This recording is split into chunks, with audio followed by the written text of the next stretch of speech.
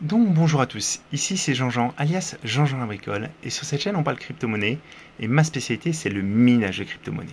Donc aujourd'hui justement on va parler de minage, on va parler du minage de Dinex parce qu'on a une gg-pool Dinex mais malheureusement vous êtes très peu nombreux à l'utiliser. On vous a pas non plus facilité la vie. Donc je voulais revenir un petit peu sur les différents mineurs que vous pouvez utiliser et comment configurer ça pour que ça fonctionne. Voilà. Donc on passe tout de suite à la vidéo. Mais avant de commencer, je voulais vous montrer un tweet qui m'a fait très plaisir. Donc c'est un tweet de Seb Aslo, qui est un youtubeur qui habite dans les pays nordiques et qui dit est-ce que vous minez en ce moment à perte? Est-ce que vous considériez miner à perte? Il essaye la plupart du temps de rester avec un niveau de profitabilité, mais il fait tourner quelques mini-ASICs qui ne sont pas profitables à l'instant T. Il est OK avec ça, parce qu'il veut stocker des coins pour le prochain bull market, et il n'a pas la patience pour acheter des coins de façon régulière. Et ça me fait très plaisir qu'il ait tweeté ça, parce que c'est quelque chose que j'ai essayé de vous... Voilà, à plusieurs reprises, je vous en ai parlé, de ma façon de considérer les cryptos, de me dire je préfère miner et participer à l'écosystème, quitte à un moment miner à perte. C'est pendant ces périodes aussi qu'on accumule le plus de coins. Et acheter des coins de façon régulière, des petits coins, je ne parle pas du Bitcoin et Ethereum, mais acheter des petits coins sur des petits exchanges, c'est souvent un petit peu complexe et ça demande une certaine rigueur et c'est du temps qu'on passe. Donc moi, j'ai pas forcément ce temps-là et du coup, laisser ma machine miner, ça me permet justement d'accumuler ces coins. Donc ça me fait vraiment plaisir qu'il y ait un gros YouTuber qui soit un petit peu du même avis que moi, en tout cas sur cette façon de procéder, parce que j'avais l'impression que j'étais un petit peu seul. Voilà. Donc je vais vous parler du Dinex, mais je voulais d'abord évoquer cette nouvelle annonce, un coup de tonnerre, c'est Ledger qui annonce qu'ils vont stocker, en fait avec un prestataire qui est CoinCover, ils vont stocker pour les personnes qui le souhaitent les seeds dans le cloud de façon sécurisée, reliée à l'identité de la personne. Voilà. Alors, il y a plein de gens qui se disent oh là là, mais c'est pas possible, quel retournement de situation. Mais effectivement, moi je pense que c'est une très bonne chose. Ça répond aussi à une demande. Parce que avoir et conserver sa seed, c'est un acte fort. Vous avez vos clés, mais il faut savoir gérer vos clés. Et ils le disent bien, en fait, ils montrent bien un petit peu dans les différents... Alors j'ai trouvé ça tout à l'heure dans les questions-réponses. J'ai noté ma phrase de récupération sur un bout de papier que j'ai perdu lors d'un déménagement. Il y reste encore quelques Ethers. Il y a plein de gens qui perdent leur seed. Donc vraiment, c'est une grande responsabilité. Et je pense que ce genre de produit, de service plutôt, ça répond à une demande. Et comme Monsieur TK l'a signalé aussi sur un tweet, Ledger a un souci aujourd'hui, c'est qu'en fait, une fois que vous avez acheté votre Ledger, si vous savez bien l'utiliser et si vous faites ça de façon correcte, et bien vous n'avez pas besoin d'en racheter un autre modèle. C'est pas comme les iPhones où on change un petit peu pour chaque dernier modèle. Voilà, on peut très bien rester avec le produit de base qu'on a acheté plusieurs années en arrière. Et ça, pour la viabilité de Ledger, c'est aussi un problème. Aujourd'hui, la plupart des gros logiciels qui existent, Photoshop, Office, etc., ils utilisent des systèmes d'abonnement. Donc on a toujours la dernière version. Ils offrent un service et eux, ça permet d'avoir des revenus récurrents et réguliers. Voilà. Mais bon, on ne va pas parler de ça, c'est pas le but de la vidéo. Donc moi, je voulais vous rappeler donc autour de Jean-Jean, il y a des gg-pools qui ont été créés par Jean-Bor et Ara, qui sont présents sur le Discord. Donc on a plusieurs gg-pools qui fonctionnent très bien. Ergo, Ethereum Classic, Radiant, Raptorum. Et on en a créé une plus récemment pour le Dinex, parce que le Dinex, c'est un coin qui nous intéresse. Alors malheureusement, le succès n'est pas trop là. En fait, quand on regarde dans les pools, on est en 5e position, mais vous voyez, on est très loin des autres leaders, ce qui est un petit peu dommage. Alors, j'espère que ça changera dans le futur, mais voilà. La pool, en plus, au début, a eu des petits soucis. On a eu des petits soucis qu'on n'a pas réussi forcément à comprendre rapidement. Notre pool, en fait, avait un problème au niveau de la chance. Donc notre pool avait vraiment une chance qui était très très basse. On était dans les 160%, hein, donc sachant que normalement on doit tendre vers les 100% pour être une pool, on va dire, qui a une chance lambda. Voilà. Donc maintenant, vous voyez, on est à 112%. Donc ce facteur a baissé. La chance est revenue. Et ça me fait très très plaisir. Par contre, ce qui me ferait encore plus plaisir, c'est si on pouvait être plus nombreux, parce que ça nous permettrait aussi de casser les blocs plus facilement. Voilà. Et plus régulièrement. Alors, au niveau des feuilles de route, moi je vais vous montrer.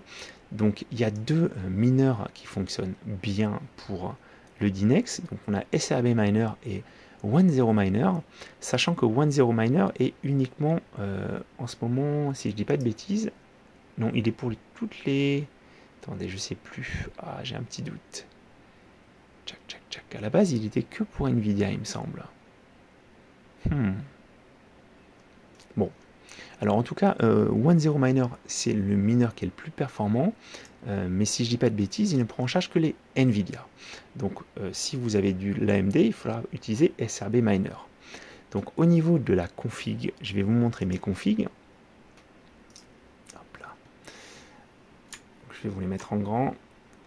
Voilà. Donc l'URL, c'est dynex.ggpool.fr 2.6700. Et au niveau du user config, il faut mettre disable CPU. Et ici, vous avez le mallob. Alors, vous pouvez utiliser le mallob. On a un mallob maintenant, la ggpool, parce qu'au début, on utilisait les mallobs des autres pools, et c'est eu.mallob.ggpool.fr 2.6750. Donc ça, je vous le mettrai bien sûr dans le descriptif de la vidéo. Et là, bien sûr, vous avez mon adresse de minage. Donc, n'hésitez pas si vous voulez miner chez moi. Je vous montre aussi comment elle apparaît. Configuration du mineur. Donc, vous voyez, il n'y a rien d'exceptionnel. C'est beaucoup plus simple que ça l'était avant. Donc, SRB Miner est présent sur iOS. Donc, il n'y a pas de souci. Pour SRB Miner, donc ça va très bien. Pour, par contre, 10 Miner, c'est pas le cas. Donc en fait, il faut faire une custom install. Je vais vous montrer donc la feuille de route. Hop. Donc en fait, vous faites pool configurant le mineur et configuration du mineur, vous mettez custom. Et dans configuration du mineur, l'URL d'installation, il faut aller la chercher ici. Donc pour l'instant, on a la version 1.1.2. Je vous montre aussi le GitHub, il est ici. Donc vous prenez toujours la dernière version, bien entendu. C'est pas la version Linux qu'il faut prendre, c'est cette version. Vous faites copier l'adresse du lien et c'est ça que vous allez coller dans URL d'installation. Comme ça, ça va directement installer la dernière version de 10 Miner. Vous voyez, après, au niveau du paramétrage, c'est la même chose. Pool URL dynex.ggpool.fr 2.6700.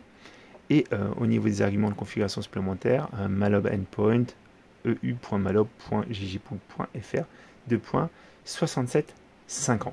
Voilà. Alors, au niveau de l'overclocking, je vais vous montrer un peu ce que ça donne. Mais vous voyez, donc moi sur mes 3090, je suis à 6,5 kWh environ. Et là, vous avez la consommation. Donc ça consomme pas trop.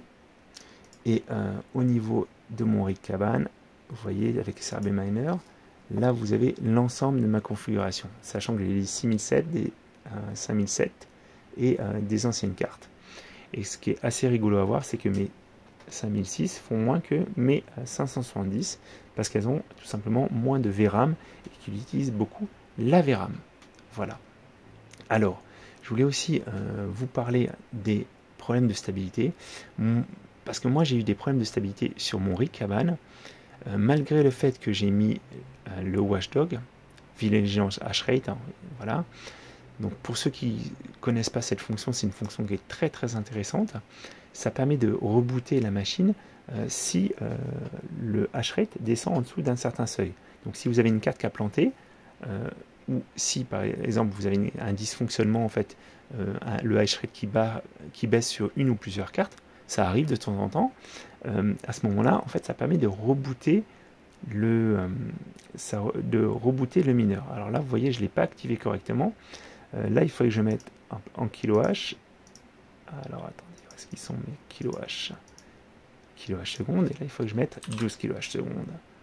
Voilà, donc là, on va l'appliquer, et là, il est appliqué correctement.